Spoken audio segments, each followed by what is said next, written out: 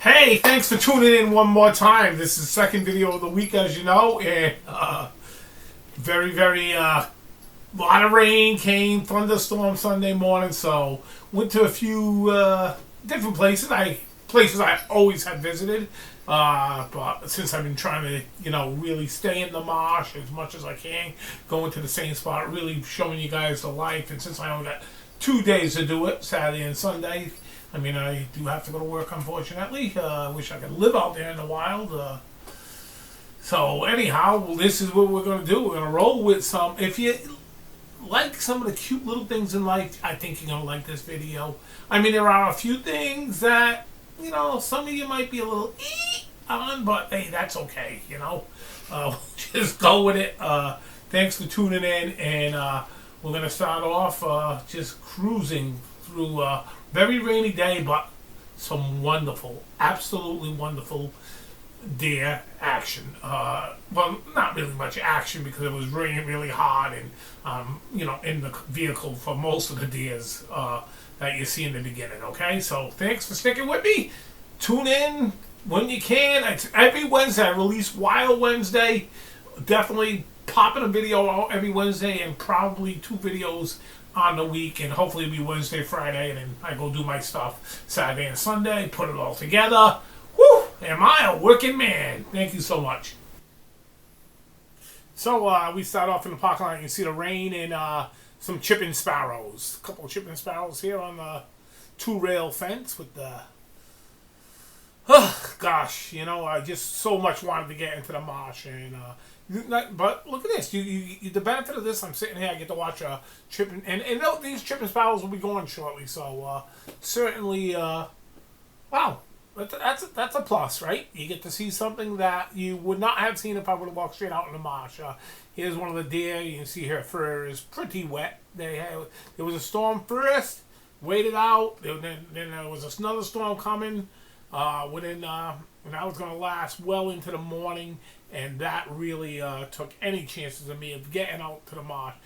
Here's a deer crossing the road. One of the reasons I took this photo is because deer crosses the road against to the other side. No, it's because this is a safety thing. When you see one deer cross the road, most likely there are 1, 2, or maybe several deer following that deer. And as you get across the road, there's 3 of them. So please stop if you see one deer. Don't think right away, just take off. There could be another deer rushing out and end up hitting a deer, and that's never good. That's never good, I don't think. So a couple of deer, and this was a pretty good sized group of deer. There was actually 8 of them in this in the field. It's wet, it's damp. This is from the Coastal. I just pulled off the side of the road.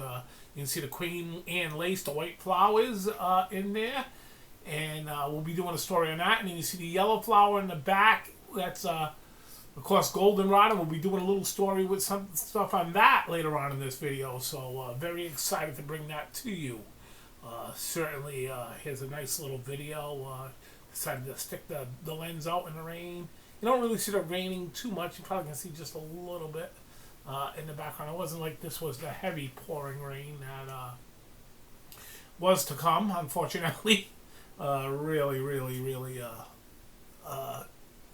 disappointing for me not to get out into the marsh, but certainly I know my way around this world, and I really took advantage of this day. And you see it's raining a little harder now. I got another mom with twins. I haven't really had twins on camera. I did have twins the other day in the marsh. They were a little too far away, so I did not post that on one of my videos. So, but it was nice to see a set of twins, and you see the rocks are wet, the grass is wet, the deer are wet. And that's because rain is wet. So this is a great way to start the day for me. I always love seeing deer to start the day. It's like, if I don't see a deer to start the day, I really feel like, oh my gosh, what's going to happen for the rest of the day? Is everything going to fall in place or not? So just nice, very nice to start the day with some deer, and to see this many forms. And now I get to my next destination, and the sky has really been opened up, and it actually rained all the way from where I was to here. This is in Rochester, Massachusetts, is where I am located right now, sitting in a parking lot saying, Oh my gosh, should I just drive here for nothing? Is it going to be one of them days where a weatherman just really messes up and it really goes through? But now we come to the frog. Now, if you look at the right hand of the frog, the left hand side of the screen, looks like he's telling me I'm number one. I'm pretty sure that's what he's got his little back finger saying it. Yep, you're the best. You're number one. You're cool. I don't think he's being bad. And then if you can read lips and watch him read the lips, you'll be able to read the lips here. And I think I concur that he's saying, yeah, everything's all right, man. You're so glad to see you today, you know.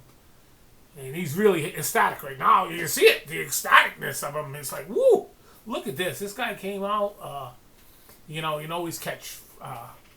I've been getting so many bullfrogs. This is a bullfrog, a small bullfrog on the lily pad this year. It's been a great year for the frogs in the pad. And look, did a little video. It goes in and out a little bit. Sorry about that. I am going to later on. I paid the price for with this. Look at that. Actually, he had eaten a little fly or something prior to that, and he was opening his mouth back and forth. I guess just maybe it's, you know, had a little aftertaste or something. Who knows? Who knows? Could be had one of the little acidic insects. And look, how great is that, though, huh? You know, that's something you don't see every day in life, right? I mean, so that's why I'm bringing it to you. Hopefully, we get gonna have to start carrying a tripod to do the smaller stuff like this. Certainly, God, it's just. I wish I was a young man again and could really just carry the stuff the way I used to. Okay, this was the killer of the day. You can see the little fly. Bzz, bzz, bzz, bzz. He's gonna get it. He is gonna get it, and we're gonna capture this on film. And I am like so excited, so excited as you would not believe. And of course, it was a rainy day, so I did not bring a lot of gear with me. I just because this is a very short walk to where these frogs are. And I left most of my gear in the car, and sure enough, my battery ran out, and it couldn't have been a minute and a half later. He actually got the fly, that little flying insect right there, and oh God, it's one of them things you know you stay with an animal that long to capture, so had to take a walk back to the car, get a new battery. Because you know, I was just like, you gotta be look at it right at the why couldn't he do it then, right? Why couldn't he do it then? I mean, I had no idea my battery was running out at that point of the filming. I mean, I guess I could have if I would have paid attention. I guess I would have had a really idea, right? But I wasn't paying attention, and you know, so. Gosh, we just love the life of the frogs on the pad. So I came back, was hoping to get this guy to get a little more, and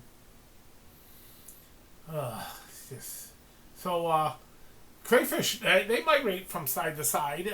You know, this area has several ponds, and actually got this one out of the water, which was pretty cool. Watching a crayfish. I've seen this several. Very dangerous for him to be coming out of the water like that, and then had to reload. He was running away from me, so I had to remove the camera and just to get a little more footage of him, you know, stumbling and bumbling. And this was, you know, he got himself in a bad spot though. Actually, he picked up this crayfish and put him in the water. He ran into like the dam set up over here between the ponds, and so I was afraid the sun started coming out for a little bit. I didn't want him getting cooked, and you know, just okay. So I intervened with wildlife a little bit, and I let him get him into the pond. So pretty cool to see a crayfish, though, or as they say down south, crawdads, right? Oh, somewhere they say that in Missouri, maybe Missouri, right? My baby sister probably calls them that, crawdads. So certainly, you know, something to see. Like when you're not, you know, you're not expecting to see a crayfish walk across land, that's for sure. And that's just something, you know, to throw in there. So then I filtered my way down and see how the swan's doing, and I just, you know, took a little video of them skimming the top of the water. I mean, I don't really know. I mean, you see swans pick weeds and stuff, and this does not look tasty. That salad does not look tasty. And there's the baby. The baby doesn't dip his head in like the dad does. He's just doing the skimming thing. But I guess it's been good enough. He's getting pretty big. Only one survived, and that's very common. The snapping turtles do a number on cygnets in these ponds. Common snapping turtles are the number one predator of swans for sure, and they absolutely fantastic at grabbing baby swans when they're really small. Certainly, I should have put some of the, well, maybe one day, maybe next spring, I'll save it for next, since I'm doing this now, some of the baby swans riding the backs of the mother and stuff. But this one ain't going to ride nobody's back. This one's way too large. If it did, it'd break the back, right? Don't step on the crack, it'll break your back or something like that. So, yeah, it's just nice. But look at all the ponds. That pond's very low. This was a pond that, oh God, they messed around with the water levels. I used to get my otters in here. No longer have any otters in here. The fish population is probably down to almost nothing. Unfortunately, this was one of my favorite places to be in the wintertime. I would sit for hours and hours on the side of the frozen pond. So here we got a snail, as you can see, and that one's just all curled up. So snails are certainly abundant. We're in the milkweed now, so we're going to talk about 3 different plants at the dead milkweed leaf. You can see the snail hanging on. The life in the milkweed is just unbelievable. I mean, not only do the monarch caterpillars, you need the milkweed to eat and get going, but you'll see in this one, this is underneath. They go underneath in the sun when the sun's really hot. The snails, but the black furry thing is a tusket tiger moth caterpillar, and they also feed on the milkweed. And the snails, I don't know if they feed on it, they just bask on it. You don't really see a hole or anything. It ain't like a slug on like hostas plants or something like that, But what took a few videos of snails and see how they are such a unique creature on this planet. They're a mollusk, so they actually are related to your clams and your oysters and stuff like that. So, of course, there's escargot. I would not eat this snail, but I've never had snail, but I know some people like it. I don't think these type of land snail is probably good to eat. It's probably like one of them bad mushrooms or something like that. You shouldn't have them, but I do like how they just have that suction cup. I think that's where the suction cup came from. Somebody probably looked at a snail and said, if I can make something that can stick to a piece of glass, that's what it is. It's going to be like the bottom of a snail. It was probably someone like me that was just observing wildlife and said, look at the way the snail just sticks on the side of a leaf. No legs, no nothing, just a sticky suction cup. And, and they move along with their locomotion. So, certainly, just... Last time I had snails, I broke out into song. I will not break out into song again. I promise you. I promise everyone. I took a lot of heat for that. It reminded me back in the old days in Catholic school where the nuns used to tell me, Mr. Durrett, you open your mouth, but you make sure the words do not come out. So these are the Tuscan moth caterpillars. As you see this one, they took it all the way down to the stem, these two. You would think this would be a monarch caterpillar with the coloring. It's just a monarch coloring. And actually, I've yet to find a monarch caterpillar, though I did see a monarch laying eggs, and this is a beautiful cluster. Look at these little... I mean, I think they're much cuter than a monarch caterpillar, to be honest with you. They get this nice orange and white and black fluff. Certainly very good. I just love the color of them. And look at the bot. Look at the leaves on the lower part. That's them. They just whittle away at that. And as you do know, milkweed is toxic. It's a very toxic plant. I mean, if I were to eat the milkweed, I would not do well. There's one, took a little video here. This one's a little... I love the locomotion of caterpillars. They have that little locomotion. That's a little like a slinky. I think that's why they made the slinky. And here it's the one just chewing down on the milkweed and stuff. Look at a little blurry. I'm sorry about this. The blur. I am gonna. This is very tough for the macro lens, and I've been it was low light, so you gotta. It's not. You need as much light as you can with a macro. You actually should use some artificial light too to help you out. And I was planning on going to the mosh, so I just grabbed a few things to try to have a little bit of activity. And I ended up, anytime I'm starting to look for small things, you're gonna get me really looking at a lot of different things. I mean, that's just the way it is. My eyes once I start looking small, oh my gosh, I just get so excited because I start, seeing things that, I can't put everything I see on video, but certainly the Tuscan moth caterpillar eating the leaves, that's pretty cool there. Sorry about the blur, like I say. I should have edited this one a little bit. I thought I did edit this. That's why it was a little weird to me, but that's the snail I was trying to get to, and then it didn't work out. So now this is the first time ever captured on film. This is the Tuscan moth caterpillar dance. Watch this. This is pretty crazy. One's watch. Everybody really dig in and watch. There's really some type of exotic. Oh, there it goes. He does a quick head shake. Now that one goes back, and that one does a head shake. So it's a bink, a dink. Yeah. Oh, and synchronicity there. So it's like it's something. I have no idea what they're doing. It's just but I think it's some type of ritual.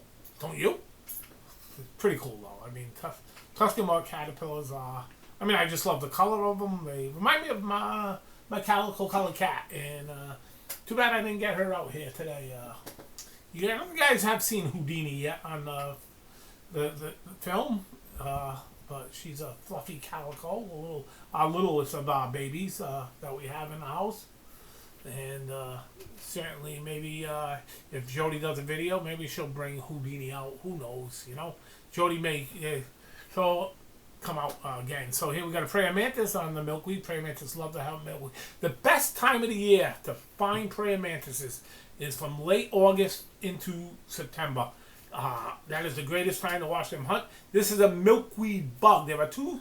They come in large and small, and we will have a nice little setup with these come October with all the babies and stuff. But milkweed bugs, another brightly colored bug, saying, hey, you might not want to eat me because that's, whether they're toxic or not, I haven't eaten one, so I can't really tell you. So, but that's a milkweed bug.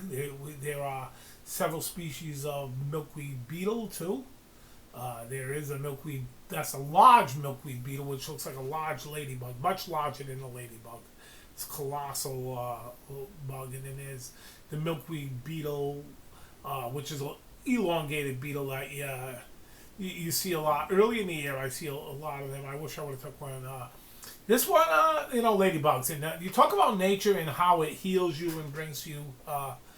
I have a special aunt that has passed away some years ago, and my Aunt Lucille, and her thing was ladybugs. So every time I'm out in the field and I encounter these beautiful creatures, it brings a part of her into me, part of her soul. Of course, a little later on in the video, I will come across something that she would have a heart attack for and yell and scream if I was to show it to her. So, but they're on the Queen Anne lace flowers, and rumor has it that Queen Anne made the peasants make her dresses out of them flower petals, and took them the whole lifetime, and Queen Anne died and she never got to wear the dress. That's a rumor that I just started. Certainly, I love ladybugs, so I love all insects, but there's something about a ladybug. How do you not like a ladybug? It's just a cool little beetle. And I'm not big into red. Red is not one of my favorite colors, which is weird. But I like the red and the black with the dots. It's got some polka dots. It's got something to it, right? A little video here. Now, micro video is extremely tough to do. without proper lighting, because your field of depth on a camera is not that great. Here's American Copper, one of the cute little butterflies on the Queen Anne lace. Beautiful American Copper, one of my favorite little butterflies. Hopefully we'll get some better stills of them and some stuff. Maybe I'll be doing I wish I would be able to do a butterfly special this year. I don't think it's going to happen. I'm too inclined to just really we're in the heat of the moment in the marsh, and I mean we'll be getting more and more butterflies every week. I'm sure there'll be a butterfly in each video. I'm sure I'll highlight one, and this is one of the smaller butterflies. It's I say about the size of a nickel, maybe a little larger than a nickel. So if you ever see that beautiful, now you come across the Queen Anne's Lake and you see a frozen honeybee, and you know there's a predator there. And if you can look towards the abdomen, you will see the predator. But what I did here for purpose of explaining, there it is. That's a crab spider. And usually in the Queen Anne lace, it's a white crab spider. It's not this browner one, but you do see the brown dot spots. And these animals, these crab spiders, love the Queen Anne lace, and they just sit and wait for their victims. And you'll see his leg twitching a little bit, but that's one my Aunt Lucille would not be happy with me right now, because she did not like spiders.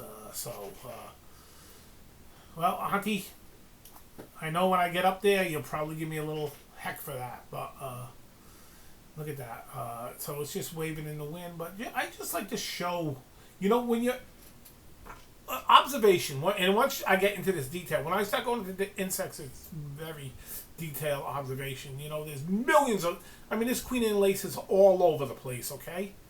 And for me, it's just noticing like a honeybee that's just not moving, and I know, boom, right away, I know it's either that or an ambush bug, and that's got it 9 out of 10 times. You can see the honeybee, poor little, he's still semi-alive. The venom's taking effect, I guess. So I just missed this kill practically, but certainly it is something for, a spider does not spin a web at all. He just hangs in that lace, and he's an ambush predator, just like the ambush bug is. And the ambush bug is way smaller than this spider, and that's I think it's one of the coolest things on the planet. And at the end of this video, I saved my 2 favorite things to find when I am looking for stuff like this. When I'm exploring the milkweed, when I'm exploring the Queen Anne's lace, and when I'm exploring the goldenrod, there is certainly something. The little spider is on going there. Unfortunately, he's on the bottom side. I'm not going to disturb him. I disturbed him enough when I flipped it up just to grab a picture for show purposes only. I never really like to disturb nature, or really try to disturb nature as little as possible. I say that, and next week I'll probably bring a net into the marsh with me so I can scoop up some of the stuff that in the pan, just so that we can take a look at what all the little shorebirds and the yellow legs and the egrets and all the stuff's feeding on, because there is a ton of stuff. This is the ambush bug, and this is goldenrod. Oh God, this is the greatest little creature. Me and Jody, once we were in Oxbow National Wildlife Refuge, and she knows once I see goldenrod, it's like my eyes are just drawn to these things are miniature. If you look at the goldenrod, the typical goldenrod, and we were able to watch one devouring a gold digger wasp, which was just a very, very larger than a bumblebee type of wasp. So they take bumblebees down. They are like a mini mantis, basically a mini mantis. Look at these little alien little things, huh? Just sitting there looking like a little black piece of the flower, and boom, if you're a bee, you're a fly, you're a wasp, you're a yellow jacket, you are going to get boomed. That is just the way it is. It is just amazing. They are certainly one of my favorite little bugs in the world. Actually, they are my favorite insect, period. I've not come across an insect that I like more than the ambush bug, and it's just because they're tiny little mites, but there's something alien about them. It's just like, wow, they are really, really, really, really just unbelievable that they can take down a bumblebee. Everything. And following this will certainly be and this will be the surprise of all coming up. This is going to be in the milkweed, and most of you will say, did not know about that. I'm the really thing about this. I mean, I have checked millions and millions of milkweeds because I'm always looking for monarch caterpillars and other stuff, because I just love just looking at all the life. You can find almost anything on a milkweed, and when you do that, it's like there's something special about what's going to. There it is, the gray tree frog. Oh my gosh, these are the gems of the world, and maybe I'll try to attach an old video I have. I used to have a swimming pool that I turned into a gray tree frog sanctuary, where I used to just let the gray tree frogs breed, and I had thousands of tadpoles. It was just absolutely amazing. So these are my favorite. This is the gray tree frog. We're going to be ending this pretty shortly here. I know this was a little bit of a lengthy one, but when I get into the stuff, it could have been a lot longer if I, captured a ton more butterflies and stuff like that. But there he is. That's the gray tree frog. Look at the way he stays green on top when he's on the. That's just a baby. That's a little one, and I've seen them out longer. But this place here, where I go, this is the only area, and it's every year I find gray tree frogs in this milkweed, and all the other places I've been, I've never found gray tree frogs on the milkweed. So thanks for tuning in. Saturday's tomorrow, and boom, this is going to be it for me. I mean, Saturday, Sunday, I am excited this weekend. I believe Jody's coming out with me this weekend, so maybe she'll introduce herself to you next week. Maybe she isn't coming out with me. I don't know. She might get tired, but hopefully she comes out with me Saturday morning. Peace all, and thanks again for watching.